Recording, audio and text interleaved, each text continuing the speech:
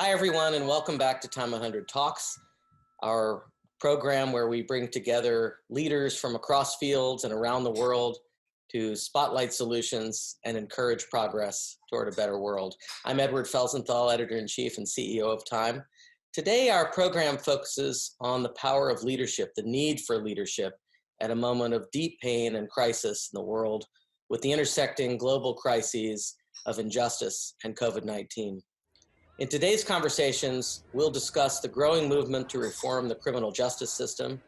We'll also talk about the role that business and philanthropy can play to create a more even playing field, both within our country and around the world, including in response to the COVID-19 crisis. We'll be joined by New York City Mayor Bill de Blasio and First Lady Chirlane McCray, who will talk about the city's effort to address COVID-19. At one point, the city of New York had more coronavirus infections than any country in the world outside the US, and about the ongoing protests and movement for racial justice in New York City and far beyond. We'll also be joined by Tony Blair, the former Prime Minister of the UK, now Executive Chairman of the Institute for Global Change, a nonprofit that has been working with governments across the globe on how to handle the health, economic, and social challenges of the pandemic. We have Valerie Jarrett with us. She is, of course, former senior advisor to President Obama. She led the Obama White House's work on justice and police reform. And then we'll speak with Tristan Walker, founder and CEO of the Walker Company brands. Tristan is a powerful advocate for representation in business, and we'll talk with him about the America he wants to see, both as a business leader and as a voter. Before we begin, I'd like to thank our partner, Citi, for making this event possible. Citi has been a longtime supporter of the TIME100, and I'll turn it over to them for a few words now.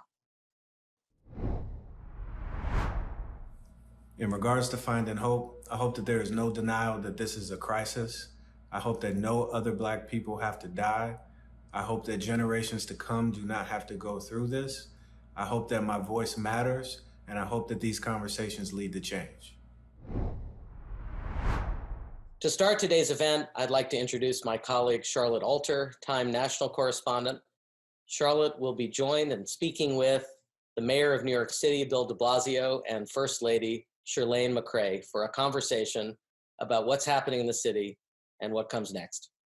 Thanks so much, Edward. I'm Charlotte, and I'm so thrilled to be here with Mayor Bill de Blasio of New York City and First Lady Chirlane McCray. Mayor de Blasio, First Lady McCray, we have a lot to get to between policing and coronavirus, but I wanted to start with something a little more personal. Your daughter Kiara made headlines last week when she was arrested during a protest. What was that moment like for you to have your daughter arrested alongside people who were protesting everything that's going on right now? First Lady McCray, let's start with you. Well, first of all, I didn't know that she was out there and didn't find out until after she was released. And I have to say, I was not surprised because she was doing what reflects her values. She was acting in solidarity with the protesters and with everyone who was out there peacefully.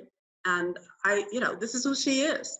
But as a mother, I have to say, I was alarmed because, of course, I worry about my children and their safety all the time. She was fine. It was a very, I think, educational experience for her.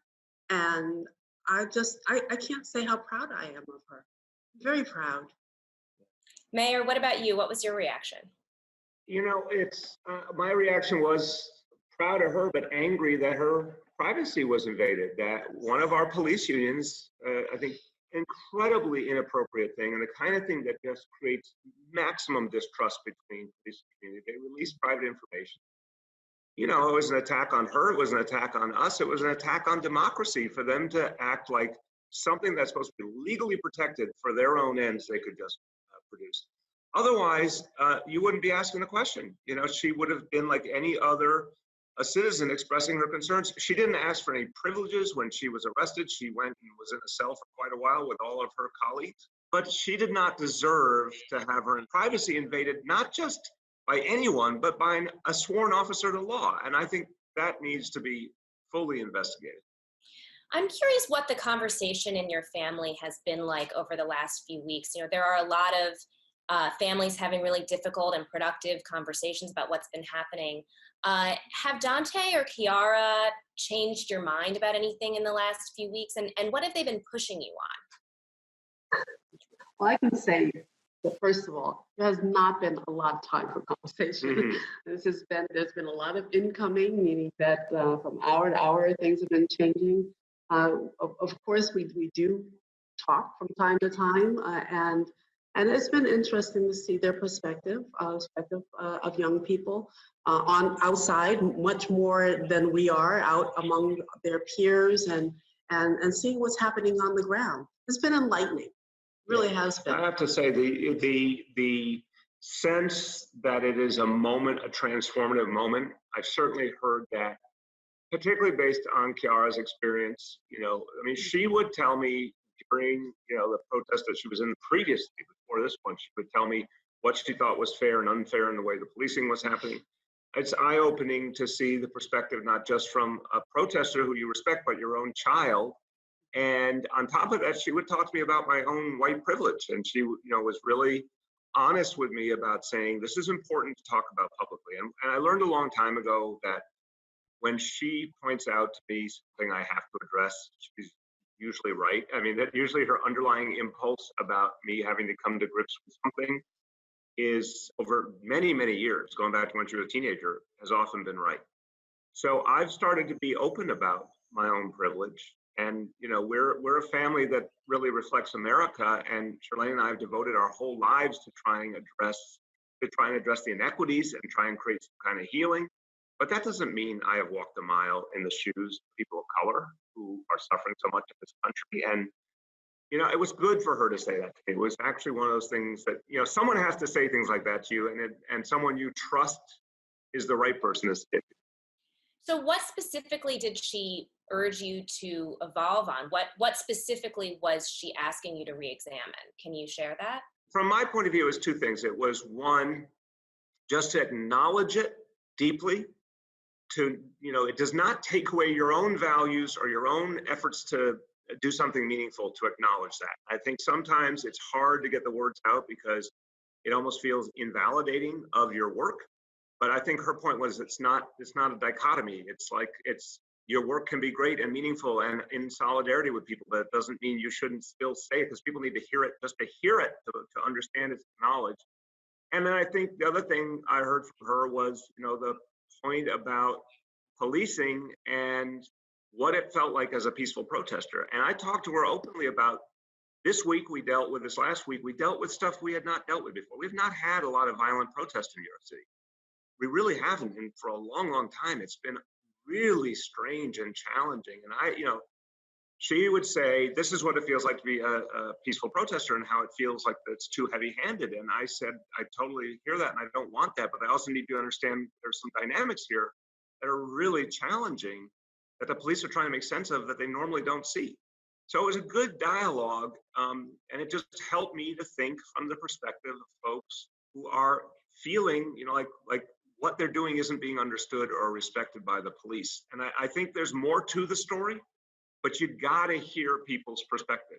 And I do get why a lot of protesters are upset right now, that they think we can do better. And by the way, we should do better, we can do better. And the lack of violence would make it so much easier, but any way you slice it, we have to do better. So on that note, in New York and across the country, protesters have been calling to defund the police and redirect some of their budget to more social services. And as we know, on Sunday, you pledged to shift funds from the NYPD to more youth initiatives and other social services. But I want to be really clear. Do you think that there should be fewer NYPD officers on the streets? I don't start with that. I would just say it simply. The notion that we need to take money from the police department and put into youth services is so necessary right now because young people are going through so much. And by the way, done right, it actually helps not only the young people in the community, it actually makes police's work easier. A lot of young people get help towards a more positive direction through those kind of youth services. So it is the right thing to do. Even our police commissioner said he doesn't like to see money come out of his budget, but if it had to go somewhere, he said, I'd like it to go to young people. So he got it. I think going forward, we have to figure out what is the thing that we need to see from our police department, the changes, the reforms, but also the unique role that a police department needs to play, as opposed to things that can be handled by civilians. That's the conversation we need to have. There are things only police can do, but there are things that civilians can do more and more as we start to realize new ways of approaching things. First Lady, as co-chair of the Racial Equity and Inclusion Task Force, what do you think of these measures? Do you think that they go far enough? Well, I think that we're just beginning. There is so much to do. We cannot undo decades and decades of underinvestment in a few weeks. This is not possible. We will be working on this until the end of this administration, and I hope the work will be carried on after then. There is so much to do, and shifting funds from the NYPD to youth and social services is just a beginning. We've got to do better in education. We've got to do more in housing. We have to do a lot more in mental health. We have a lot of ground to cover, and I think it's important that we listen to the communities affected. We have communities, Black and Brown communities, that have been disproportionately affected by the pandemic, and of course some of the unrest. And we have to listen to what they need and make sure that we are delivering not just one-off solutions, but things that are sustainable, like employment and training the young people and adults in areas where they can work for the next generation. But what if what those communities are saying is that they need fewer police? They need a smaller and less powerful police force. How do you square that with sort of pledging to defund aspects of the police, but not pledging to actually take officers off the streets?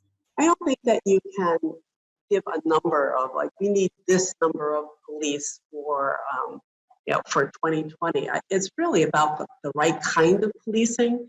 It's about building relationships with the community members. I mean, here in New York City, crime has been going down like every year. So the decisions we have to make are around what kind of policing do we need in an environment where we don't have as much crime, but we do have a lack of other services and the kind of relationships that we need to keep crime going down. Yeah, it's important to realize there's to a lot of communities, there's still too much crime. And a lot of working class communities in the outer boroughs of this city, they don't think we're done yet in reducing crime and violence surrounding them. And I think what a lot of folks would say is, we are more comfortable if we know there's police out in our community looking out for us, but we want to know it's fair. We want to know it's respectful. We want to know we're in dialogue with our police rather than our police feeling like an outside force. So I think that the conversation gets deeper down to the grassroots. It will not be as simple as saying, oh, let's take police off your streets. I actually think a lot of people in the city would say, whoa, that we don't want that. We want to be policed differently. We want to be part of it. I'm sure, as you know, that the Minneapolis City Council recently announced its intent to dismantle the police force in that city and start again from scratch. Could you ever imagine New York doing something like this, Mr. Mayor? No. They're a small city. Their whole budget is maybe $1 billion. I mean, they can do things that would not be possible in a large city like New York. Yeah, normally we're about 8.6 million people. Incredibly complex, diverse place. We've spent a quarter century finally getting away from a time, and we had 2,000 murders a year in the early 90s when we both were in City Hall working for Mayor Dinkins. It has been a painstaking effort to make our city safe. And if you go to Brownsville, Brooklyn, if you go to the parts of the South Bronx, there's plenty of places where people say, we still don't feel safe enough. I mean, these horrible attacks we saw on property in parts of the Bronx a week ago, people were devastated. They did not feel safe enough. And so I think we have to be clear. There's kind of a contradiction that we should name, which is the folks advocating, understandably, for different policing, in many cases say defund or some other variation on that. don't necessarily see the perspective of folks who are living in communities that have dealt with a history of trying to fight back against violence, communities themselves fighting back against violence. They want the support of the right kind of policing. So we need to reform policing constantly. That's what neighborhood policing as a strategy has been about, actually having a dialogue with communities, things, simple things like that. Neighborhood resident knowing the cop on the beat, knowing their cell number, communicating regularly. But it also, a whole kind of respect has to happen. The culture of policing has to fundamentally change. You're going to have police in New York City because it is needed for safety. But that doesn't mean you can't change policing. And that doesn't mean there aren't some other functions within policing right now that couldn't be done better by civilians. I think we have to bring all those pieces together. But you know who we should not leave out is the voices of working people, particularly the majority of the city of working people of color who need safety and justice. So, Mayor, it's been a really tough week for you. Not only has all this been going on, but hundreds of your own former staff and former city employees recently demanded more accountability from your administration. And public advocate Jumaane Williams said that he would give you an F- for handling this crisis and the pandemic, which we'll get to in a second. How would you respond to that? And also, you used to have Jumaane Williams's job. What would public advocate Bill de Blasio think of Mayor Bill de Blasio? Look, I think as public advocate, I wanted to see the administration acknowledge the challenges and the pain of people. When I was public advocate, I was dealing with an administration that often wouldn't do that, that would not redistribute resources. We have redistributed tens of billions in the last 6 years, tens of billions of dollars from wealthier communities to working class communities of color around the city, and we're going to do a lot more. So I would have wanted, as public advocate when I had the job, to see some response. I feel like what we've been trying to do, for example, with our food programs in the midst of this pandemic, every single New Yorker is hungry. We think it's as many as 2 million people get free meals for free wherever they are in the city, you know, that gets deliveries to their home for free, whatever it takes. That isn't the response we used to see from our city government. So I respect anyone who has a strong opinion, but I gotta tell you something. We have been trying to deal with a pandemic, economic crisis, a food crisis, a budget crisis simultaneously, and then this horrible, challenging last few days we've had where so much pain has come out. But this city, unlike so many other cities in this country, we would not let the National Guard come to New York City. We would not take that chance of having military on our streets. We did not have the NYPD using rubber bullets or tear gas or mounted police. We didn't do any of those things. We didn't lose a single life. There are so many things here that really were crucial and that, thank God, we were able to hold together, but we got to do a lot better. And I will take, if I was grading myself, I'd say, I know we tried a lot, we got to do better. And that's why we said we're going to change funding to young people. We're going to change the nature of policing. The Racial Inclusion and Equity Task Force is constantly identifying money that's going to be redistributed to the communities that need it the most. This is urgent work, and it's what we're going to do.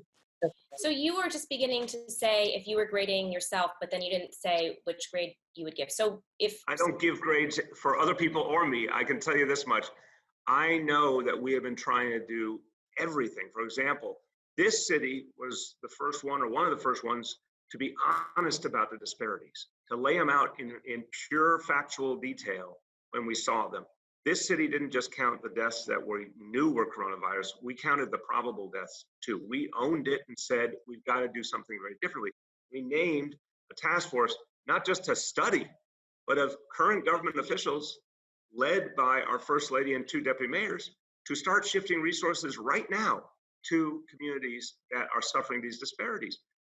We're not just naming the urgency, we're acting on it. We've got, I don't know, 60 to 80 members of this administration, primarily of African descent, working on this and identifying, like talking to community leaders, talking to representatives from community-based organizations, and making recommendations about what we do next.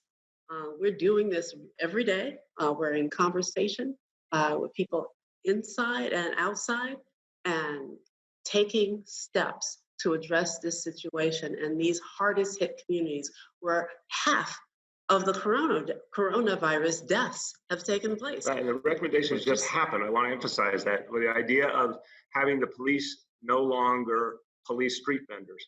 That came out of this task force. It was immediately announced. And there's no delay. It is people of color in this administration saying, this is what we see needs to be done, and then we're moving to do it right now. That's unprecedented. I ask you, name any other city in this country that has done that. So speaking of COVID-19, as you mentioned, you're right. 21,000 New Yorkers have apparently died of COVID. That includes likely deaths, more than 200,000 cases. In retrospect, do you think that you did all you could as mayor to prevent the spread of COVID in New York?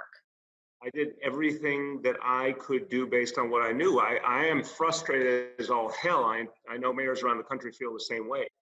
We didn't have testing, so we were flying blind no matter how often we asked for it from Washington. We didn't have the facts.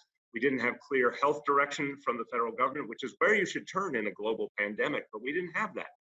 We had to make it up. And I will tell you, notwithstanding those problems, I was one of the first mayors in the country to call for shelter in place. We closed our bars, we closed our restaurants, we took very aggressive action. And once we closed our schools, I said, we have to keep them closed until we know they are safe. These were only some of the things we did, but I gotta tell you, what I wish is that we understood what we now understand. And it's painful because I think every mayor in America has said, if we had understood on February 1st, the sheer reality of this disease and that it was already amongst us, we would have shut down things so much earlier, but we didn't know the nature of it. We thought for actually the first days, we thought we could contain it. That's what our health team believed. That's what the scientists were telling us. We didn't even know it had already reached an extraordinary level by that point. So I would love deeply to have a time machine for all of that. But the question now is, since we don't get to go back, how do we, first of all, stop this disease from ever resurging, which is a live issue right now, day one of our reopening. How do we make sure we keep the disease in check? And we're going to do that with this very intensive test and trace program, biggest in the country by far. And then how do we keep addressing these disparities? You know what, if we had had national health care, if we had had universal health care, the coronavirus would have had so much less impact here and around the country. There are things we can actually do. Medicare for all is like a real live thing that would have fundamentally changed it and still can change the future trajectory of this disease or any other disease we face. So I want us to figure out, what do we do now based on the lessons we've learned? First Lady, you also created the mental health program Thrive NYC. As you know, COVID-19 has also triggered a mental health crisis as well as a public health crisis. What is the city doing to change its policies around mental health in this moment when so many people are struggling? Well, we're seeing if we can do more. I mean, fortunately, we had Thrive. We had the goal of creating mental health services for all. So there was a place for people to turn. We did have a phone number already for people to call to see how they could get resources. And fortunately, they were able to access teletherapy. We had counselors at the ready, and we just expanded the number to accommodate the surge and a number of calls and people visiting the websites. The website has apps for people, listings of all the different things that they can do to cope, to reach those who can help them with, depending on what their need is. And because we had services already in community-based organizations and other places, we were able to go virtual.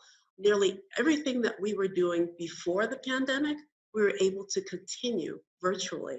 And that really helped us a lot. And what we're doing now is looking at how we expand these programs going forward.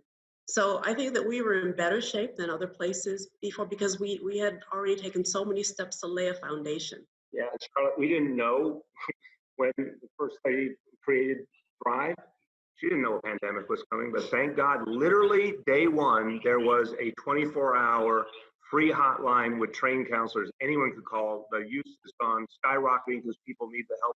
We didn't know, years ago, we put billions into saving our public hospitals. We didn't know they would be the epicenter of the epicenter. And, it's really about, if you provide healthcare to people, mental healthcare and physical healthcare, if you commit the resources to reaching to the grassroots, particularly people who've been deprived healthcare for their lives, And that's a lot of the older folks we've lost in this crisis. They never had health care for decades. Those investments saved the city. If those investments had not been made years ago, we never would have been in a position to even hold the line the way we did with the coronavirus. So Mayor, one thing that I've been hearing and seeing from reporting out on the protests is that I'm seeing a lot of protesters wearing masks. I'm not seeing a lot of cops wearing masks. I know that you've spoken out about this. My question is, will there be consequences for cops who did not wear masks during the protests? Charlotte, we got to fix this problem. I've talked to our police commissioner a bunch of times about it. I understand there's lots of extenuating circumstances. If you're an officer trying to give instructions to your fellow officers, to the crowd of protesters, I understand someone's going to have a mask off for that, or they're drinking water. I mean, there's all sorts of situations. I get that. I don't like when I see a situation where it appears an officer's just standing there not needing to have a mask off, and yet they don't have it on. Officers have to set an example for everyone else. This is something we have to fix. And look, you never want consequences if you can find another way, but sometimes you need them. So this is something I need to figure out with our commissioner. I want to see our officers, for their own health, for everyone's health, for the community's health, wearing those masks all the time whenever they can. So what will the consequences be for? That's something we have to work through in the midst of all the other things we're dealing with. But I do know that we need a change on that front. It would be good for the relationship between police and community, Charlotte, because there's these things that really create trust, and there's things that corrode trust. One of the things we talked about this week is that we're going to speed up the discipline process. It has been way too slow in this city for a long time. Some of that is union rules. Some of that is state law. I'm hoping some of those state laws are going to change literally this week and free us up, so discipline could be a lot faster and more transparent. But one thing we did do in these last days, literally in the last week, a number of officers who were alleged to have done inappropriate things got real initial actions, suspensions, having guns and badges taken away, different actions on the way to public trials to determine what they did and what's appropriate, what's the penalty. We need to do that more consistently. I hope and pray we never have to do it, obviously, but we know sometimes we will. It has to be fast and transparent. That's what actually builds trust.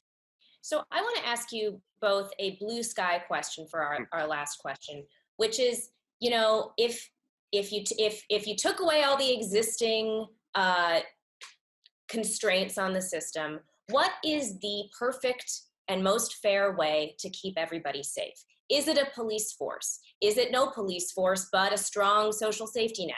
What, if you could imagine the best way to enforce public safety in this city, what would it be? And I want to start with you, First Lady.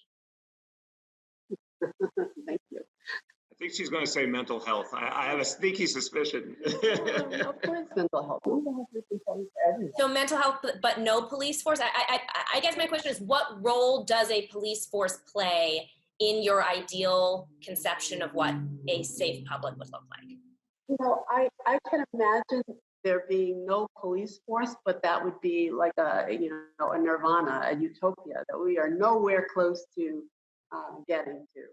So the ideal would be just a mix. It's good policing. It's not no policing. It's having a different kind of culture than what we have now that is not so punitive and harsh and abusive. The kind of police force that we've been working for in these last years, where police are seen as part of the communities where they work. Ideally, they come out of those communities, so they know the people, they know the customs, the traditions, and they have regular conversations with each other to be able to identify what the problems are together. That's what I would like to see. Human history has always involved guardians.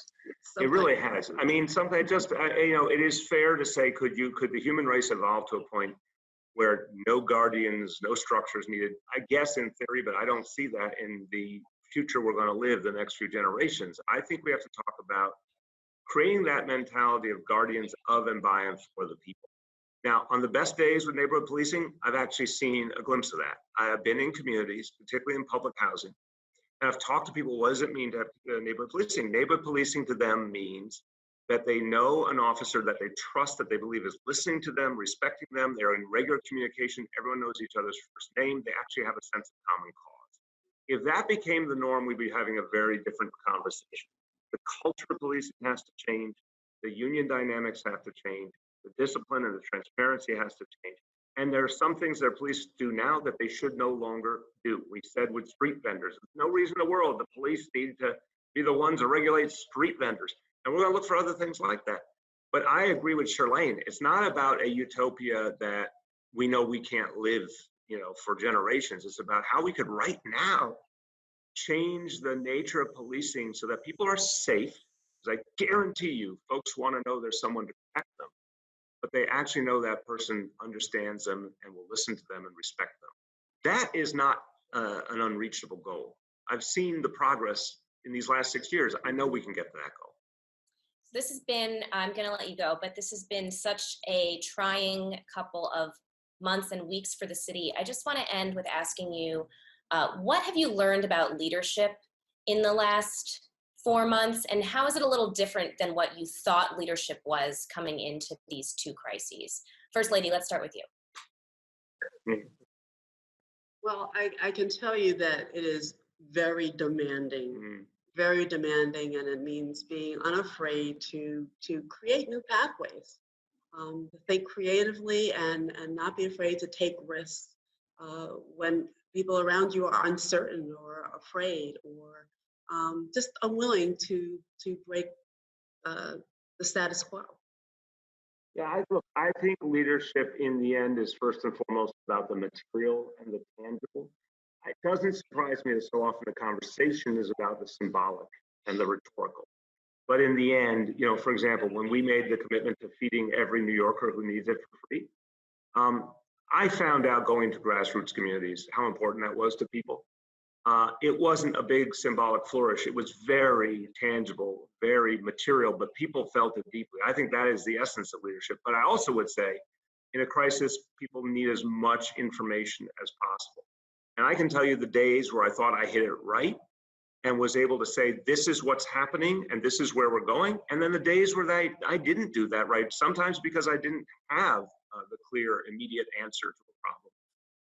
I think that if you had an ideal of leadership, it is really reaching deep into people's lives, tangible help, mental health service that's a phone call away, food that's a phone call away, but also being able to give people the information to give them a sense of where things stand, what's next, why they can maintain some hope, which is always that great human need. It's not just are you safe, it's not just are you healthy, it's can you believe there's something up ahead that's going to be okay. That's a lesson I keep learning, to constantly try and give more hope, and if it doesn't work one day, you got to come back the next day and find a way to do better. Well, Mayor de Blasio, First Lady McCray, thank you so much for being here with us. Thank you, Charlotte. Thank you, Charlotte. In a moment, we'll be joined by my colleague and Time national political correspondent, Molly Ball, who will be speaking with Valerie Jarrett, former senior advisor to Barack Obama.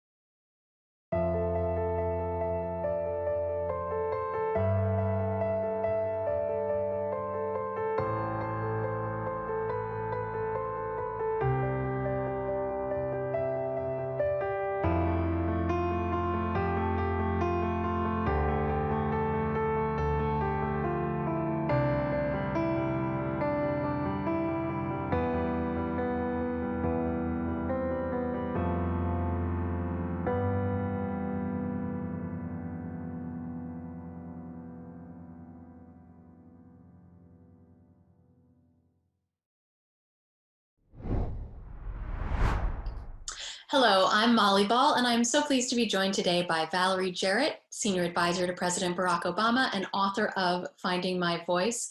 Valerie, thank you for being with us today. Molly, it's a pleasure to be with you all. Thank you.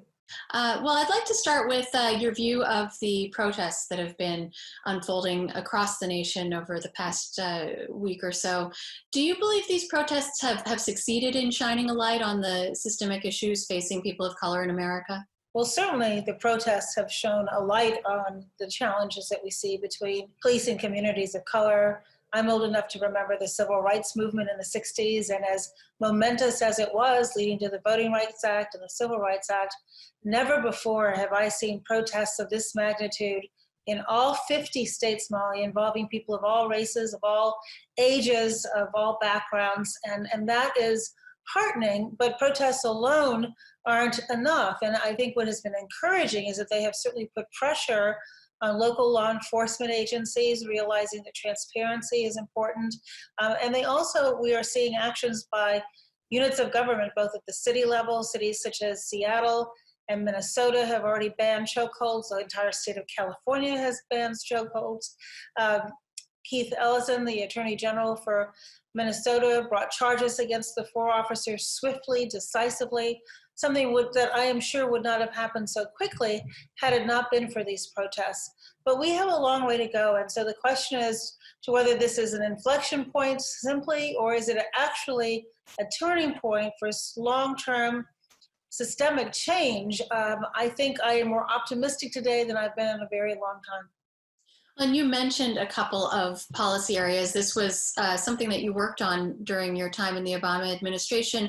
What are some of the policy solutions that you'd like to see put forward? And at what level? Does this have to happen on a municipal level? Is there anything the federal government can do? Is it a cultural problem? What do you think needs to change?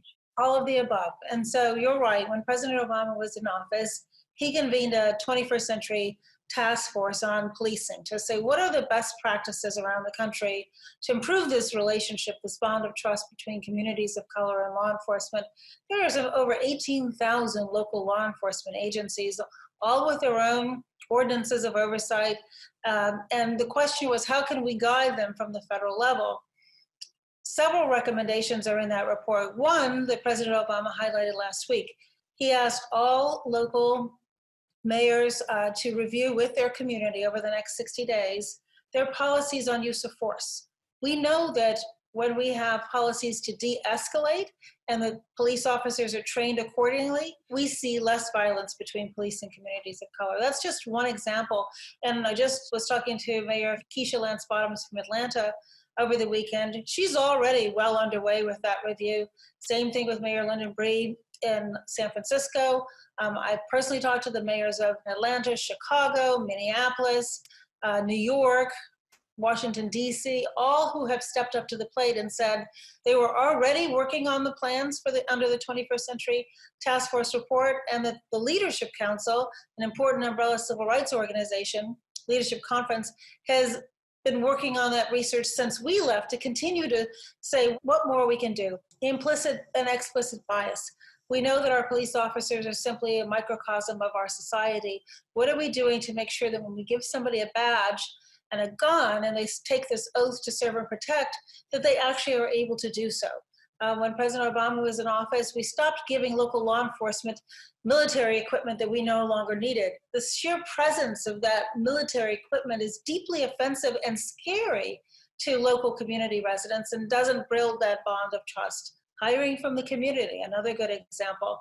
So there's a whole series of steps that local law enforcement can take, but the end of your question is, well, what can the federal government do? Plenty that it currently is not. So for example, after Michael Brown's death in St. Louis, Ferguson, right outside of St. Louis, Missouri, President Obama sent his Attorney General, Eric Holder, to Ferguson.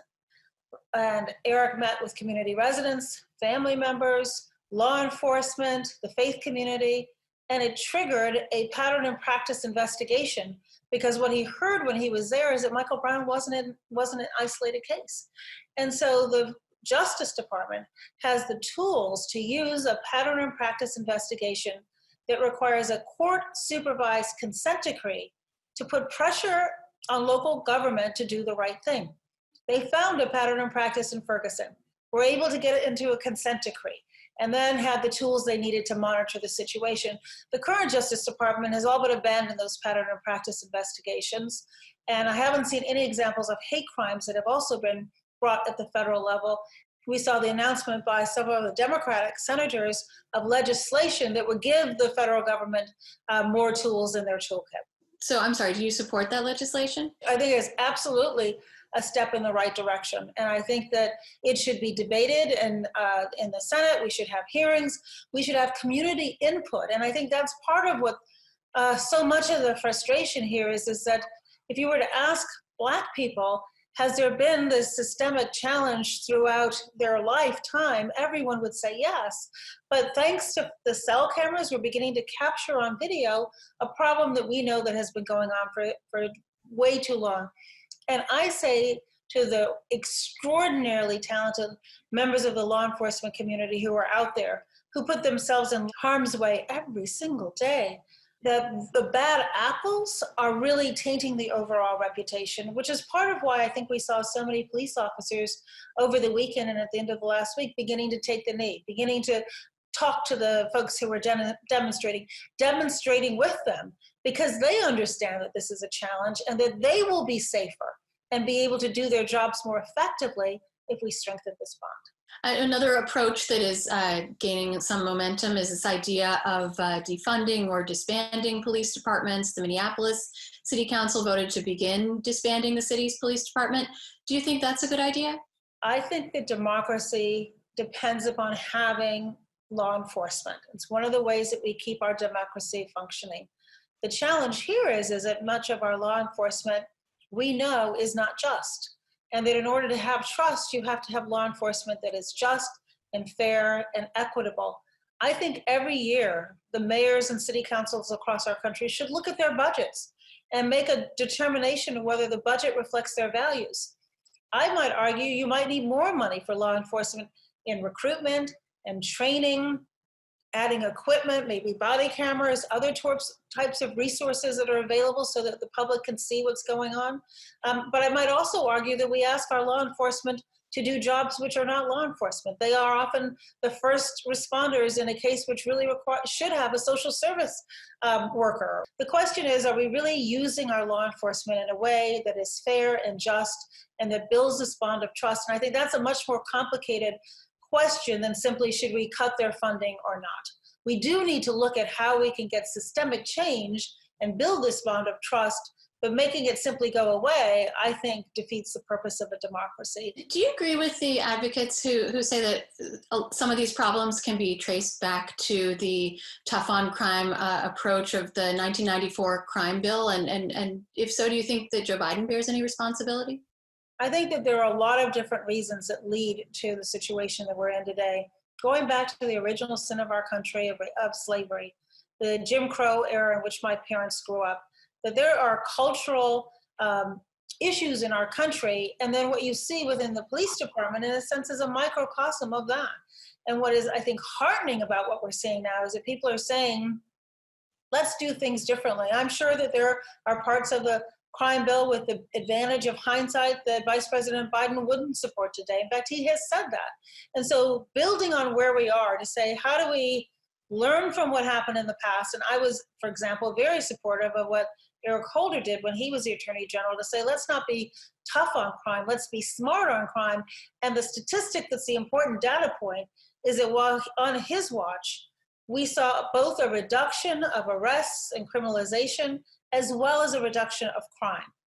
And so we can do both. We can police more smartly, more efficiently, more in a way that builds trust, and yet reduce the number of people who are actually incarcerated. And I would also argue that the criminal justice system writ large is unjust. So it isn't just the policing where we have a breakdown. We have a breakdown in terms of bail reform that is necessary. Why are we putting people in jail simply because they're poor and can't make bail? We need to reform our sentencing guidelines to give more flexibility to judges. And we need to make sure that when people come home from prison, that they are able to lead law-abiding lives and have a job and have the tools that they need to re-enter society successfully. Why are so many young boys and girls of color being suspended and expelled from school, which is a direct pipeline to the juvenile justice system and then the adult system? So I prefer to take a broader look at the entire criminal justice system and say, what can we do to avoid people ever entering it in the first place? And if they do get caught up in it, how quickly can we get them back to being law-abiding citizens? Would you like to see Vice President Biden put a woman of color on the ticket? I think Vice President Biden, first of all, I'm smiling because I cannot be more supportive of his candidacy, having had the privilege of working with him in the White House for 8 years, knowing his record in the Senate, knowing him as a human, empathetic being. And I also know that he knows the job of vice president better than anybody because he had it for 8 years. And I think he and President Obama had a very unique relationship.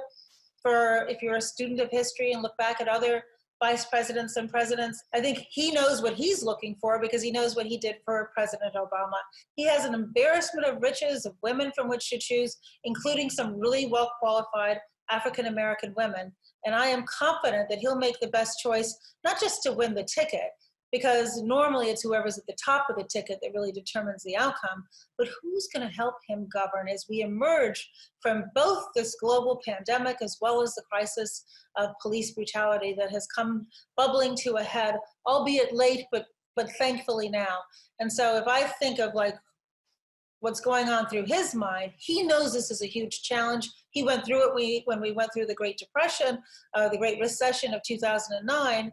So he knows the kind of advice and counsel he needs in order for us to not just come out of this and go back to where we were, but come out of this stronger with a better safety net for those who've been left behind, Molly, for far too long.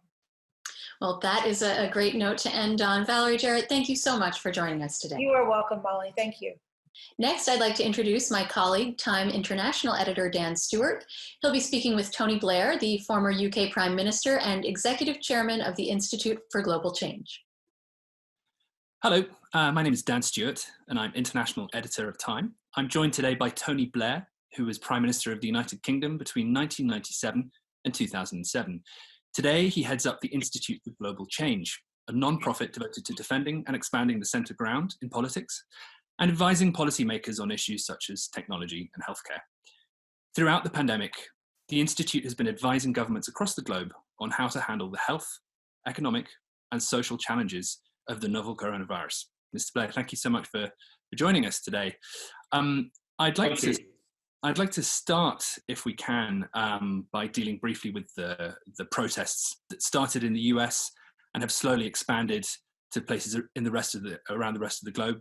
The UK, Canada, France. I don't expect you to comment specifically on domestic policy or race relations in the US, but I wanted to ask you whether you think this, on top of the response to the pandemic, will change how America is seen globally, the things that we've seen in the past week. I think, the killing and the murder of George Floyd has shocked people the world over and mobilized them. The sense that there is an injustice that has been languishing for a long period of time, whose roots go deep and which needs to be addressed. I think that is something people aren't just looking at the US, by the way, they're looking at their own societies and thinking similar things. And so I think it's one of these tragic but seminal events in that sense. I also think it underlines something about COVID-19 and the crisis, which is my feeling is that all the things that were issues before this crisis are now issues that are more intense, more vivid, and where people's feelings about them are stronger and more demanding of action. So it's not as if the issues to do with racism, either in the United States or other countries, weren't issues prior to the COVID crisis. They were, but like a lot of other things, they're now before us in a way that I think is stimulating people to demand change in a deeper and faster way than before. How do you think a democratically elected leader ought to be acting in this kind of situation when their country is beset by protests? And again, this is not just a question about the US. This is something I think, especially over the course of the pandemic, we're going to perhaps see more of. How should a leader speak to their people at a time of crisis? Well, in tone and spirit, trying to bring people together, acknowledging the injustice, giving people a sense that they've got a common purpose in addressing it. But, you know, the single most important thing you always learn in politics is to have solutions. So it's not enough simply to say, well, this is a terrible event and we are all shocked by it and, you know, something must be done. The most important thing is to engage with it in a policy sense and to do something about it. And that requires you to address, you know, difficult and long-standing issues of deprivation, inequality, prejudice, and to come out with things that really work. Because otherwise, you know, what happens is that you find there's these issues create division without a solution, and you need solutions in the end. And these questions can be addressed. I mean, there are solutions out there, but you've got to think about it carefully and then prepare plans of action. Do you think, I mean, your first question, you said that the important thing is to bring people together. Do you see that happening in the US right now? Do you feel as if President Trump is doing that? Well, the US is very divided right now. I mean, I don't want to comment on the United States president. I will say to people, I've got enough trouble in my own politics without getting into someone else's. But the United States is divided. Politics is very divided worldwide today. And I mean, one of the big challenges is whether you can find common ground to bring people together. I believe you can, and my institute's dedicated to trying to do that. But there's particularly in an era of social media, there is an advantage, I think, that many politicians see in stoking division rather than trying to calm it. And how do we counter that? How do leaders counter that? How do policymakers or institutions, how do we counter that kind of messaging? Because it does feel like this is a moment where populist nationalists have drawn power from these kinds of divisions. And how do we counter that? Yeah, you counter it by being much more muscular in the defense of reason and of policies based on evidence. And in respect of COVID, by the way, you can see those countries that have handled it best are those with governments that focus on effective policy. And one of the things my institute tries to do, for example, in the technology sphere, what we're trying to say is, look, we're living through now, and COVID will accelerate this, by the way, we're living through the 21st century equivalent of the Industrial Revolution. And we produced a paper not so long ago, which was interesting, in describing how in the 19th century Industrial Revolution, it took decades for politics to catch up with reality. So the world was being changed, but politicians were still debating, you know, Whigs and Tories and things that really didn't touch on what was this massive industrial revolution going on, changing everything about the way the world of work operated, the nature of the economy. It took decades for politics to catch up. And I think in the 21st century, with this technological revolution, it should change and will change everything and offers huge opportunities, but also massive challenges of dislocation and displacement. And if you want solutions, you've got to start with analysis of how the world's changing. And my worry at the moment is that a lot of people on the left just want to default to traditional big state and tax and spending, and people on the right want to go to economic nationalism, protectionism, and particularly, of course, anti-immigration. And the truth is neither of those two political positions offer a way forward for a future that is going to be determined by this technological change. And how you harness it for the benefit of the broad mass of people is the challenge.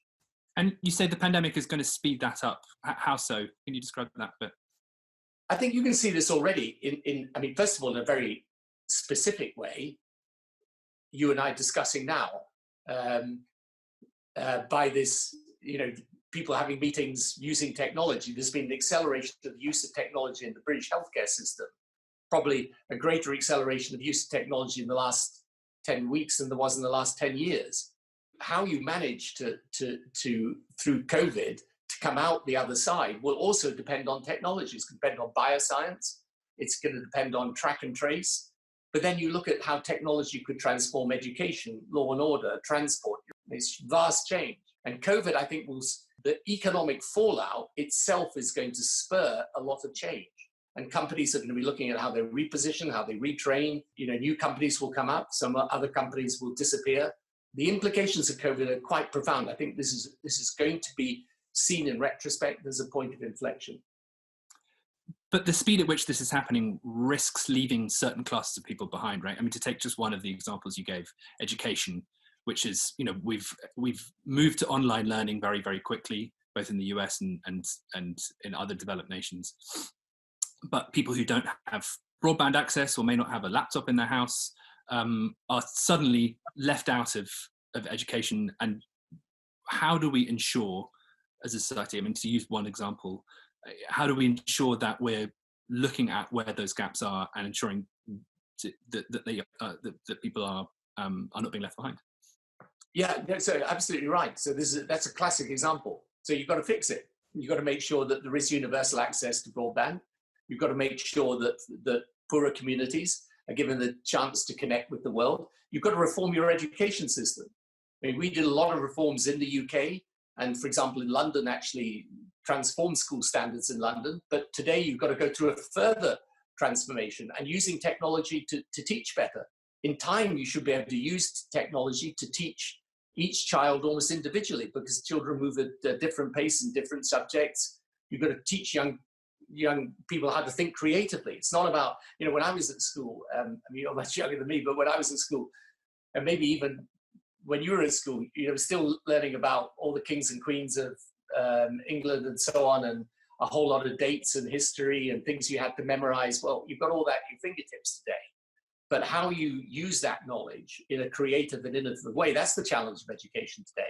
How do we make sure that people get access to high quality skills and training, so it's not seen as the poor cousin of university education? These are challenges, but there are answers to them. The thing is, what's happened with politics in the West is at the very moment when the solutions are not really ideological but practical, we've got ideology back in our politics in a big way, left and right. And it's a fascinating, but unfortunately very unproductive thing. It strikes me that if we're going to move forward as a society, if we're going to come out of this pandemic ahead of it, if you like, then we're going to need to do so together, right? One thing that struck me about this novel coronavirus, if you like, is that it seems like each country has taken its own path to combat it. There has been, do you think that global cooperation has taken a backseat to national self-interest during this time? I think global cooperation has taken a backseat, but I think to the undermining of national self-interest. I always say to people, the reason you should cooperate together is not because you want to help someone else, but because that would be good, by the way, but primarily because you want to help yourself. So if you imagine how much better we would be in this pandemic if countries were working together on, for example, developing on-the-spot testing that you could use very simply, which I've no doubt at all. Some of it will come in time, but it could come far faster if countries were combining together. The sharing of data, how you make sure that whatever vaccine succeeds, it's made globally available. How you ensure that there are economic measures taken by the world that are done on a coordinated basis. This is not to choose global cooperation over national self-interest. It is an enlightened view of national self-interest. And that's the absence of this coordination. It's just been, I literally don't understand it. I can't imagine, having been in those 10 years I was in office, for all the challenges, I just can't imagine being in a situation where if something like this had happened, there wouldn't have been a coming together of global leadership and saying, okay, whatever differences we have, let's see how we sort this out together. You've called, you're one of a number of world leaders who called for an emergency G20 meeting. Why do you think that collection of leaders is appropriate to deal with this? the trouble with the global architecture of governance is that it's very hard to locate the right place now. I mean, the truth of the matter is the UN Security Council it was constructed in a completely different era, and it's pretty gridlocked, to be blunt about it. So I think the G20 is probably the right mechanism because it pulls together the most powerful countries of the world. And then that should, if it's operating properly, act as a kind of hub and spoke. So you branch out to make sure you're touching all the different regions of the world, and so that countries don't feel completely excluded from the process. So I think the G20 probably is the right forum, but then it depends on global leadership there. And it's tough in circumstances where in particular, the two big powers in the world today, America and China, are obviously moving towards a much more confrontational position with each other. Are you optimistic that they'll be able to overcome that? I mean, this call to bring the G20 together, are you optimistic that that'll happen? I think it's 50-50 whether it happens, really. I think the case for it is overwhelming, but I do think it relies on the key players to be prepared to come together and put aside whatever differences they have, because you're not going to resolve these differences, and they're real. But to say, look, in respect to the following issues, we've manifestly got a common interest. I guess the other forum that President Trump might prefer is a sort of modified version of the G7, right? To bring those leaders together with India, South Korea, Australia. I mean, I suppose to some extent, any collection of people working together that make up a certain percentage of the world's economies would be good. But do you see the shortcomings in that? Do you feel like that would leave voices out who should be in it? Well, I think it's better than nothing, for sure. And so I would support that. I mean, it's difficult if you're not going to bring China, which is obviously such a powerful player in this, into the fold. And, you know, I remember when I chaired the G7 or G8, as it was, summit back in 2005, and we put Africa and support for Africa and climate change on the agenda, we were able to expand past the G8 to include leading countries from different parts of the world, including China. And obviously that gives you a far better opportunity to bring people together and to achieve consensus. But I think the G7's certainly better than nothing. And G7 is still a powerful group of countries to convene. But I'm just not sure how you're going to do that. And you're going to have to involve more than those G7 members. And then once you decide who you're going to involve, there's no way you're going to come to global resolutions of issues without China's presence. Mm-hmm. And of course, these forums are primarily economic.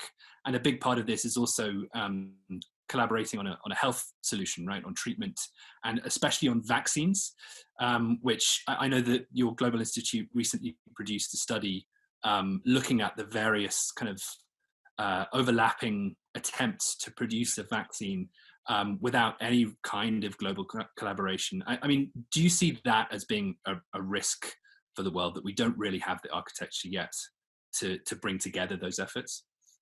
Yeah, sure. I mean, to be fair to those working on vaccines, they actually are trying to cooperate with each other to a degree.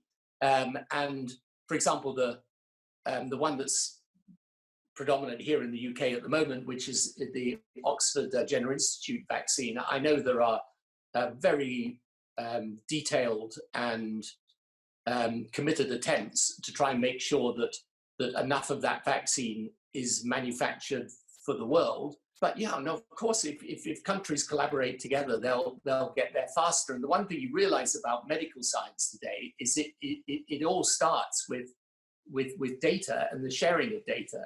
If you're able to have a much greater sharing of data, you're going to accelerate the potential to develop vaccines and other treatments. Because, you know, as I will say to people about the COVID-19 crisis, the problem, which is both extremely challenging and also very frustrating, is that COVID-19 is a disease that's much more serious than common flu. That's true.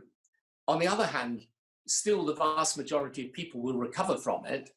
And at any one time, only a small proportion of people will have it. And so the frustration is you have to lock down with all the economic, social, and indeed health consequences of the lockdown for everybody in order to try and get a handle on those that are infected and stop the spread. And the problem with that is that so lockdown is an incredibly blunt instrument. And, you know, I say to people, it may well be that the world looks back in 3 or 4 years' time and says, well, you know, this was a vast overreaction. But living through it at the moment doesn't feel like that. It feels like necessary in order to try and control the disease. But if you could get a vaccine or a therapeutic drug that reduced the severity of the disease, of course you could accelerate the release from lockdown. And the only other, so those are 2 game changers, and the half a game changer, in my view, is rapid at point of use, on the spot testing. Because I think if you're able to do that at scale, that also gives you the confidence and the ability to segregate that part that is at risk and let everyone else get back to something like normal. Mm-hmm. And of course, I mean, we do have, to go back to your point about sharing data, we do have a UN agency that is, its job is to share healthcare data from countries all around the World Health Organization. Do you feel that that is the appropriate body to be doing some of this work? I know the US and the UK have both announced reservations about it collecting vaccine data, for example, and of course you've seen the US now. Yeah, I mean, look, I know the people at the World Health Organization. I can tell you, they're working flat out and doing their very best, but we've got to be realistic about this. The World Health Organization was not set up and is not structured and organized to deal with something as massive as this. I mean, I dealt with the World Health Organization through the Ebola crisis because my institute works in those countries in West Africa where the crisis was, and my teams were very active in controlling it. But, you know, that was a lethal disease, but in a not actually very infectious in the end, fortunately, and located in one part of West Africa. I mean, this is a global pandemic, so it's not, there's no point in criticizing the WHO in these circumstances. We're going to support them through this, but recognize in the future you're going to have to revisit its architecture and organization, because the fact is, in the future, if we have something like this, you've got to have the global pandemic preparedness that we haven't had for this. One of the things, talking about the future, I saw that the World Economic Forum has talked about a great reset for capitalism, and I think this goes back to the point that you were saying about sort of using this moment to think about how we proceed from this. Do you feel like, if you like, capitalism is the problem here, or what would that great reset look like to you? Yeah, what would it look like is the issue. I mean, I always, whenever people tell me they want to reset capitalism, I mean, I think there are lots of issues around corporate governance, how companies operate, and all of these are important questions. And if you just look at, for example, the anxieties over the big tech companies, I would say during the course of this crisis, they got stronger, not weaker. They're going to emerge from this in a stronger position than they were before. Often what the innovators and the change makers want to do is just steer away from government. But this is difficult in circumstances where their innovations are changing society and changing the world of work. So I certainly think that issues around fairness and inequality, all of those things are right. But if you're talking about getting rid of the market, I don't think you will, and you shouldn't. And if you're talking about deep and fundamental change, I think the deep and fundamental change will be about managing this technology revolution and educating people. Are you hopeful that there will be a course correction away from the sort of confrontation we're seeing between the US and China at the moment? No, I think you're going to enter into a new era of much more tense relations, for sure. I don't think there's any way of avoiding that. And I think 2 things are clear as well. I think in the United States of America, this is pretty much a bipartisan issue. There aren't many, but that's probably one of them. And secondly, my sense, and you can see this from the way the British government has been moving in recent times, I think, and for these purposes, treating Britain as part of Europe, I think Europe will move more in the US direction. Not absolutely in the US direction, but more in the US direction. We're almost out of time here. I did want to briefly ask you about Britain, the country that we're within. Have you been? Can you describe your reaction to how the government has been responding to this? I mean, the UK has one of the highest fatality rates in the world. What do you think is responsible for that? Look, I always say about this crisis that I try to offer constructive advice and not criticism, because it really is an incredible challenge for governments. And the one thing I'm absolutely sure of is that whatever government was in power, people would come along years later and say, well, you should have done something different. But, hindsight's a great thing. So I have, genuine sympathy for the people taking the decisions. But I think in the UK case, I think most people, even in the UK government, would accept they were slow to get on top of it. And I think now the big question is around whether we have the right strategy to get out of it. And there, I think that there are significant questions, of which, in my view, the single biggest is, should we, because of the way Britain has suffered from this disease, which is worse than many other comparable countries, should we maintain the present government policy, which is very much for targeted testing and combining that with a track and trace system? Or do you need, for our situation to be managed correctly, to move to mass testing, where you're using rapid testing of both antigen and antibody testing at scale? And my strong feeling is that we do have to move to that. But that is the biggest question strategically at the moment the government's got to address. And I think there's a sense probably in government that they're having to reorganize things to do it better. But what we need to be mindful of is that it's one thing to get through these summer months, and as a result of what has been a very stringent lockdown with enormous economic consequences, let's assume you knock the disease, or you limit the disease radically during these summer months. You've got to prepare yourself for the possibility of a resurgence in the autumn and winter. And that's when you've got to have the capabilities in place to deal with it. All right. Well, that's all we have time for today, I think. Just remains for me to say thank you very much for speaking to us today. Really appreciate you taking the time. Thanks, Dan. Thank you, Dan, and thank you to Tony Blair for being with us. In a moment, we'll be joined by my colleague, Time correspondent Justin Warland. Justin will be speaking with Tristan Walker, the founder and CEO of Walker & Company Brands. Their conversation will focus on the role that business can play leading through the health, justice, and economic crises that the world is currently facing.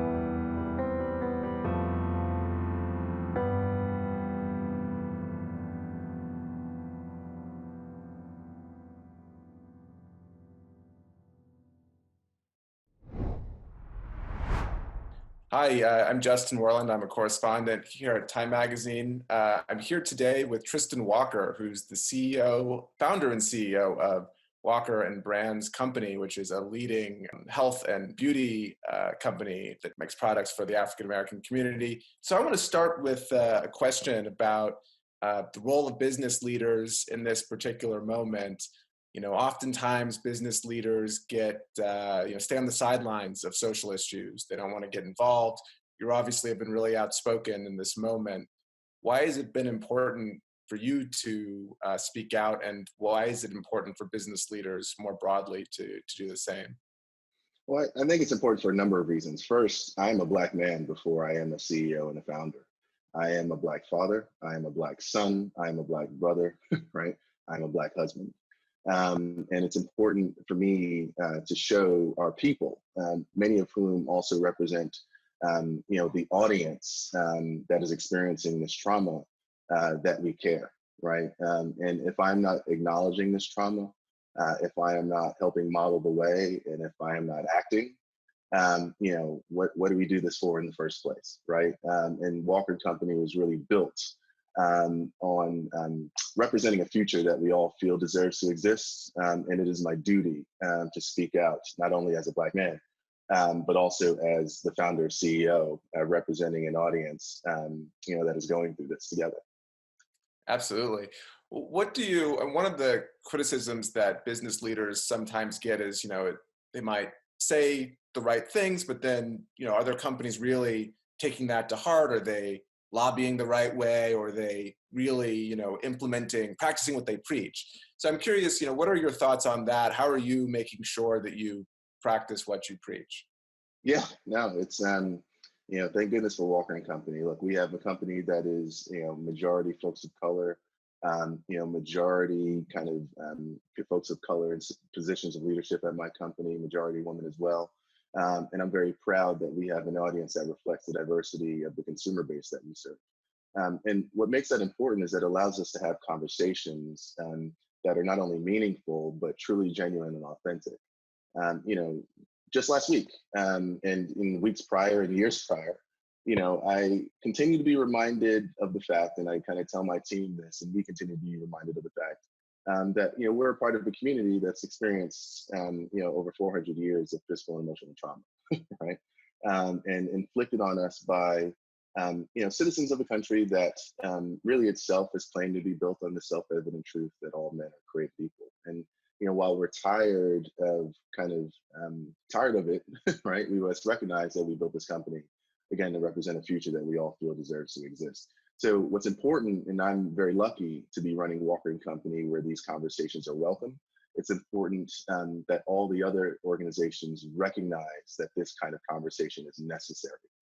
Because again, without the acknowledgement of that trauma, how can you progress, right?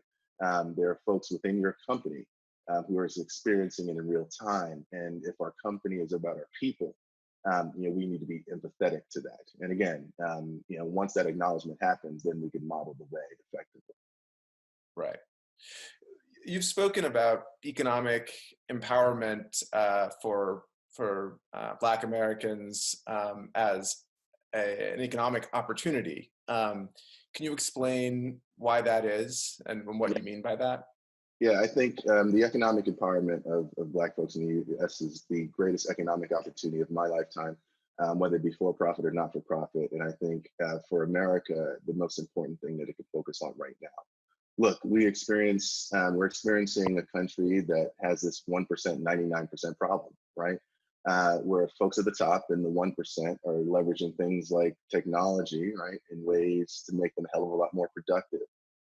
Providing them pathways to not hire as many people as they need, right? That productivity driver is an economic driver for them, but it really forgets, the folks in the quote unquote 99%, many of whom are kind of influencing the culture, that are inspiring folks to consume the things that you sell, leaving them out of the equation, right? And I think there needs to be a great equalizer in terms of economic empowerment for this audience. And, when I think about Black Americans, we are not only the most culturally influential demographic group on the planet, but when you think more broadly about folks of color, we're not only the majority of this country in 20, 30 years, but we are the majority of the world right now, right? Our needs deserve to be respected. Our influence deserves to be respected, and it will be. Right. But it's important that we all have a care, right, to ensuring that we're promoting this economic empowerment because it's good for everybody. Right. Yeah, I want to talk about empowerment and talk about your signature product, both Bevel and Form Beauty. Can you talk a bit about why empowerment beyond empowering people giving jobs, et cetera. But why is it important to have, beauty products, health and beauty products that actually are tailored for, our needs, for my needs, say, as a Black American? Yeah. Look, we are people too, right? And we have needs that deserve to be respected. Our unique difference deserves to be respected. I have two sons, one a 5-year-old, one a 1-year-old. They deserve, when they're older, to be able to walk down a retail aisle, right? That everybody can walk down and feel proud about the products that they can use that are uniquely kind of tailored to their own unique needs. Bevel is that, right? And when I think about the representation that my son gets to see, not only from the folks that are within things like our advertising, but knows that his father is a Black man with colleagues who look like him, with a consumer base that is proud of what this thing can represent. That is a powerful story that can and probably should scale. And that's why I've really dedicated my life to that, because it is important, right? There are 40 million Black folks in the country, right? And these are 40 million unique folks with unique needs, much like the 7 billion people around the world, right? And we are undying in our commitment in respecting that difference, however different you are, right? That difference should be celebrated. And isn't that the world that deserves to exist, right? I want to see a world that exists where folks like you don't have to ask that question anymore, right? And there's really no rebuttal against it. Absolutely. What Silicon Valley, entrepreneurship has been a great driver of economic wealth, growth, and of wealth, building of wealth in this century. And of course, like much of this country, Black Americans have disproportionately been left out of that growth. What should be done to encourage Black entrepreneurship, to make sure that Black Americans are getting a bigger piece, a more representative piece of that pie? Yeah, so I think there are a number of things here, and this I think is really the point. When I talk about that kind of 1%, 99% thing, and the kind of difference between the gap between the rich and the poor, and the fact that the middle class is somewhat melting away and non-existent, it's really technology's impact on that is fairly profound. And technology is a great equalizer, right? So if we can help the folks that don't necessarily have the access to these tools leverage technology to be as productive as the folks that are, you will have done something uniquely special for this world. Now, when we think about technology, I think a lot of folks think about it as this isolated Silicon Valley thing. Silicon Valley is just a region, right? Mass and a few zip codes, right? And a lot of folks will kind of talk about, and deservedly so, we need to have more representation from the moneyed interest, right? We need more Black venture capitalists, right? We need more women venture capitalists. But I think it's a little bit more profound than that. Technology is everywhere. We need to support entrepreneurship in its most scalable form. Every small, medium-sized business needs to leverage technology in ways to make them more productive.